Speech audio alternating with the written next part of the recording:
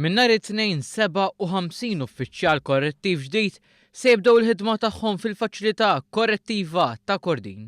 Is-sibt filgħodu l-uffiċjali korrettivi l-ġodda ħadu l-ġurament tal-ħatra f'ċerimonja f'Forti Sant'Irmu. Dan wara li temmew b'suċċess taħriġ intensiv ta' 16-il ġimgħa. Xogħol l-uffiċjali l-ġodda se jkun li jassiguraw is-sigurtà u d-dixxiplina fil-ħabs. Iżda mhux biss.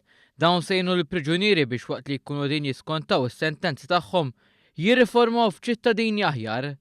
B'disa minn dawn ir-rekluti huma nisa, fil-fatt, minn fost l-uffiċjali korrettivi ġodda, Sara N. Camilleri ġiet rikonoxxuta bħala l-aqwa rekluta. Mela nibda billi ngħid li bħala taħriġ kien taħriġ intensiv ħafna, tawna ħafna informazzjoni kif għandna nkunu preparati għal ġew, ma xiex ħana faċċaw kulturi differenti, il-problemi kol ħantaqgħu magħhom ġew. Hija ħatkun esperjenza differenti ħafna minn kwalinkwa xogħol naħseb, però it-taħriġ tagħna kien informattiv ħafna u qed inħares liha bħala challenge li tmur għaliha preparata kuljum. Iċ-ċerimonja saret fil-preżenza tal-Ministru għall-Internu s-Sigurtà Nazzjonali Michael Farrugia li qassam iċ-ċertifikati lill-uffiċjali korrettivi l-ġodda. Hawn tkellem dwar il-viżjoni tiegħu għall-faċilità korrettiva fejn fost l-oħrajn spjega kif inkariga numru ta' professjonisti sabiex jevalwaw it-tmexxija fil-ħabs bilan li jsir it-titjib neċessarju.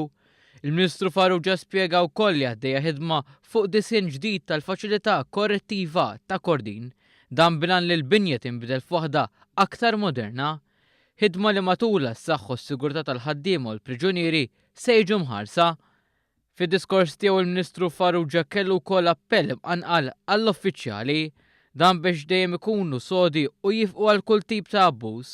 Huwa qal ukoll li se jkun qed jiżdiedu t-testijiet ta' droga fuq il-korpi dixxiplinati biex isel messaġġ ta' zero tolerance.